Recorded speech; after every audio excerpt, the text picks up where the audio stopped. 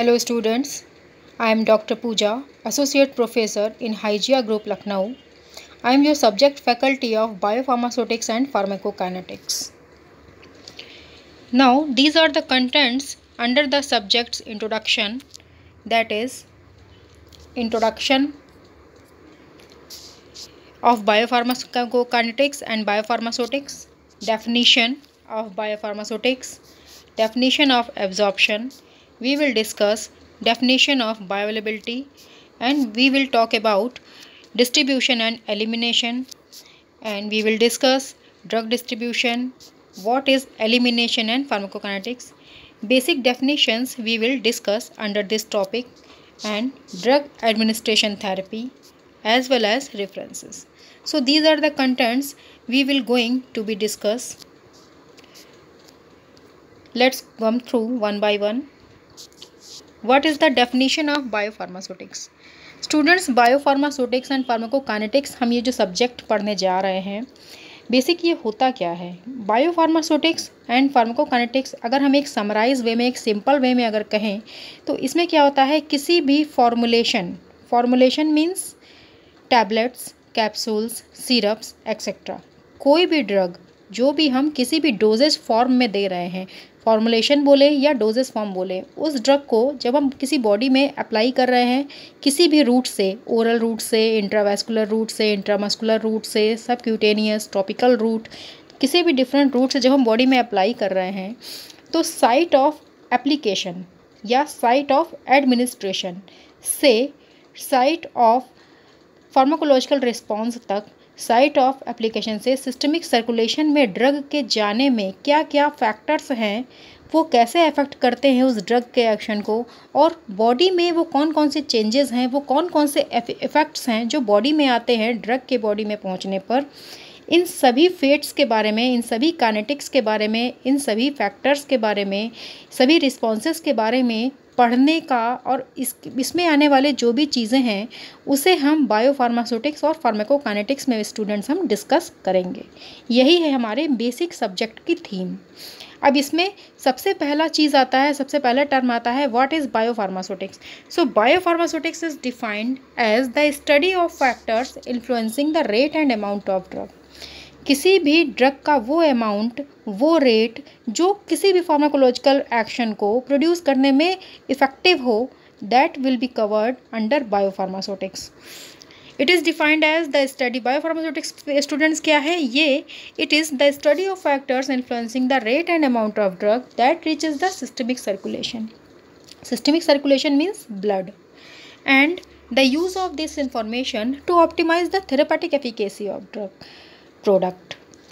Biopharmaceutics में हम ऐसे समझते हैं कि अगर हम किसी भी ड्रग को बॉडी में जब एंटर कराते हैं, एडमिनिस्टर करते हैं, तो क्या होता है कि वो ड्रग कितने अमाउंट में, किस रेट से बॉडी में जा रही है, और उसमें क्या क्या फैक्टर्स हैं जो उसको अफेक्ट कर रहे हैं outside of the body and inside of the body, और उसको ऑप्टिमाइज़ करने के लिए, उसकी थेरेपेटिक एफिकेसी को ऑप्टिमाइज़ करने के लिए वो कौन कौन सी चीज़ें हैं, वो कौन कौन से काइनेटिक्स हैं जिसके बारे में हमें पढ़ना है, वो हमारा कहलाता है biopharmaceutics.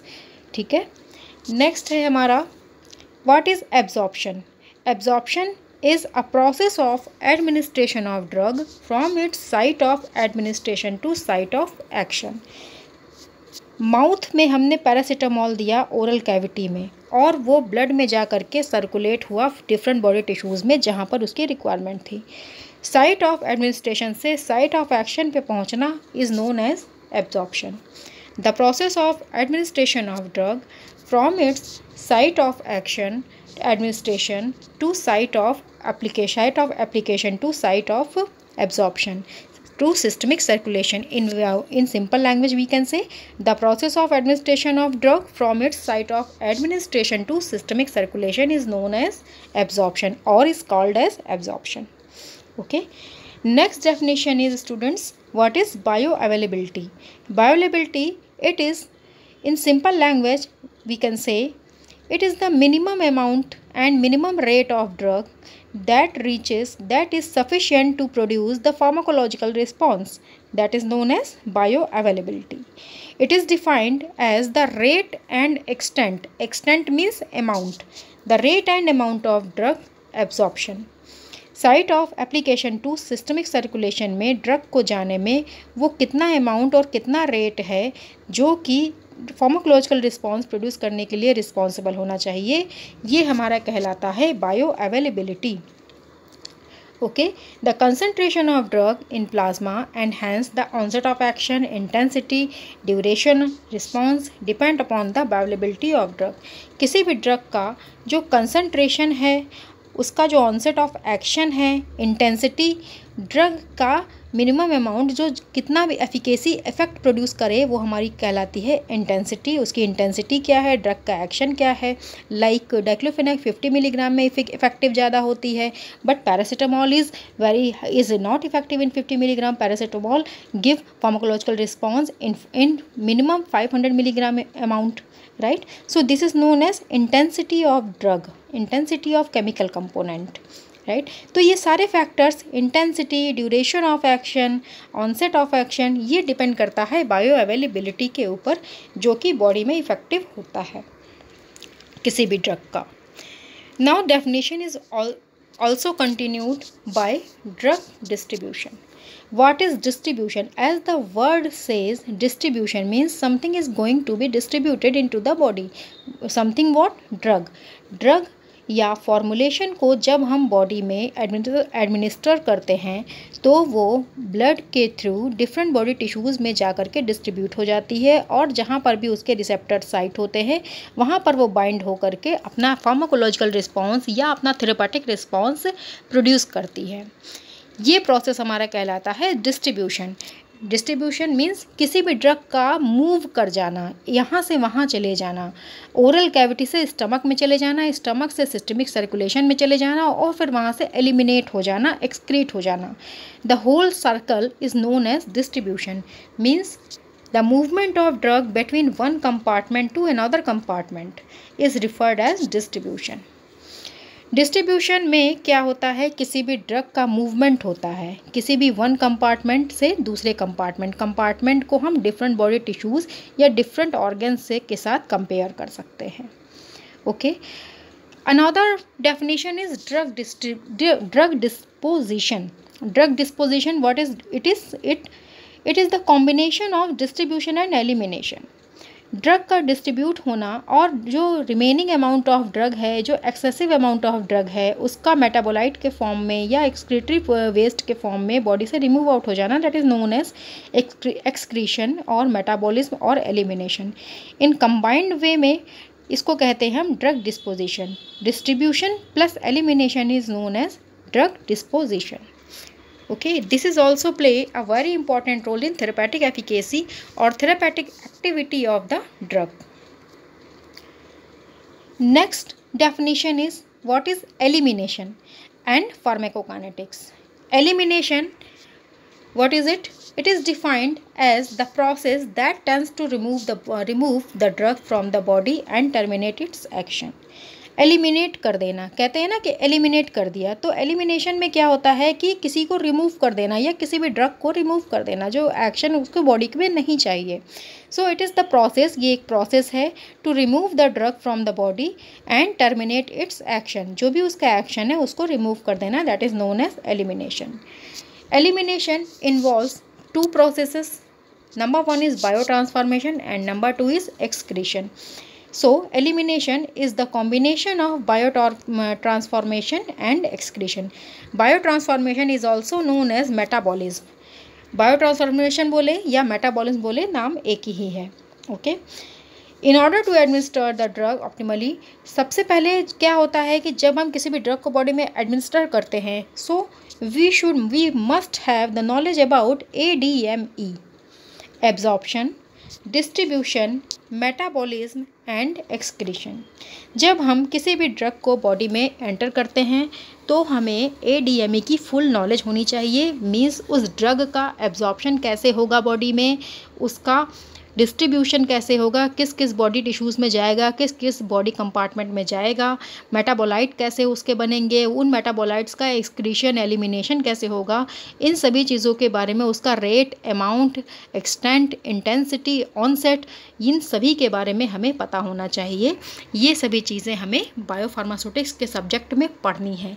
It is covered under the definition pharmacokinetics. So what is the basic definition of pharmacokinetics? It is defined as the studies of the time course of drug ADME and their relationship with its therapeutic toxic effect of drug. Drug की वो study जो कि हम therapeutic और toxic effect produce करने के लिए पढ़ते हैं, एक टाइम कोर्स जिसको कि हम ADME कहते हैं, ये हमारा कहलाता है फार्माकोकाइनेटिक्स। अगर हम एक सिंपल लैंग्वेज में करें तो what the drug does to the body, okay, what the drug does to the body, body में ड्रग क्या कर रही है, ड्रग बॉडी के लिए क्या कर रही है, that is known as pharmacokinetics. Okay, pharmacokinetics में क्या होता है कि ड्रग बॉडी में क्या इफेक्ट प्रोड्यूस कर रही है, ये हमारी कहलाती है फार्माकोकाइनेटिक्स। सिंपल लैंग्वेज में KADME, काइनेटिक्स ADME, इसको हम KADME से भी जानते हैं। अब क्लिनिकल फार्माकोकाइनेटिक्स क्या होता है, इसकी डेफिनेशन क्या है, what is clinical pharmacokinetics? It is the use of pharmacokinetic principles in optimizing the drug dose to suit individual patient's need and achieving maximum therapeutic utility is known as clinical pharmacokinetics. Drug का वो part जो कि maximum effect produce करने के लिए, maximum therapeutic effect produce करने के लिए रिस्पॉन्सिबल है, वो हमारा कहलाता है क्लिनिकल फार्माकोकाइनेटिक्स। अब एक छोटा सा हम डायग्रामेटिक प्रेजेंटेशन देख लेते हैं स्टूडेंट्स। इसमें क्या है कि काइनेटिक्स को हमने समझाया हुआ है आपको कि एब्जॉर्प्शन क्या होता है, डिस्ट्रीब्यूशन किस तरह से होता है और एक्सक्रीशन किस तरह से होता है। वन बाय वन डिस्कस करते हैं कि कोई भी ड्रग है, सबसे पहले तो वो किसी डोजेस फॉर्म में होगी। डोजेस फॉर्म्स मीन्स वो या तो टैबलेट के फॉर्म में होगी या कैप्सूल के फॉर्म में होगी या किसी लिक्विड के फॉर्म में होगी। तो उस डोज को सबसे पहले तो रिलीज़ होना पड़ेगा एक सोल्यूशन के फॉर्म में। जब वो बॉडी में जाएगी तो बॉडी के फ्लूइड्स के साथ में वो जा करके पहले एक सोल्यूशन क्रिएट करेगी, फिर उन सोल्यूशन में सॉल्युबल जो ड्रग होगी वो ब्लड में जाएगी, ब्लड में ड्रग जा करके फ्री हो जाएगी। फ्री ड्रग अब डिफरेंट ब्लड में टिश्यूज़ होते हैं, प्रोटीन्स होते हैं, उसके साथ में मर्ज होगी। कुछ ड्रग साइट ऑफ एक्शन पे जाएगी, कुछ ड्रग स्टोर हो जाएगी, बाउंड हो जाएगी स्टोरेज साइट पे, और कुछ ड्रग का मेटाबोलाइट्स बन जाएंगे, राइट। सो जो एक्स्ट्रा मेटाबोलाइट्स होंगे, सपोज करते हैं हम एस्पिरिन लेते हैं। Aspirin is a antiviral, antipyretic, analgesic and antipyretic tablet. Aspirin का जब हम मेटाबोलाइट्स बनाते हैं तो एसिटाइल एसिड, सैलिसिलिक एसिड, ये सभी अलग हो जाता है। तो ये जो मेटाबोलाइट्स हैं वो क्या होंगे, urine, bile, faces, sweat and saliva के थ्रू एक्सक्रीटरी ऑर्गन्स की तरफ निकल जाएंगे और वो रिमूव आउट हो जाएंगे। ड्रग अपना एक्शन प्रोड्यूस करेगी जा करके जहाँ पर उसके रिसेप्टर्स होंगे, जहाँ पर उसको फार्माकोलॉजिकल रिस्पांस चाहिए होगा।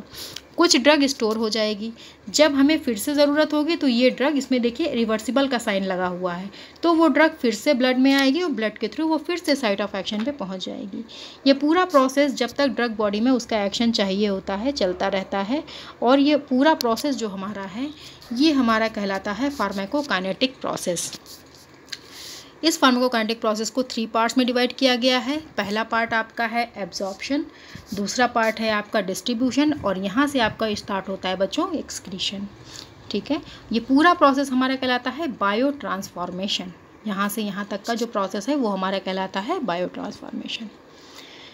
ओके, सो ये है हमारा फार्माकोकाइनेटिक का पूरा description, and these are the references में हमने ब्रह्मांकर से लिया हुआ है और साथ ही साथ शार्जल को भी हमने रिफ़र किया है, okay, as well as Google search.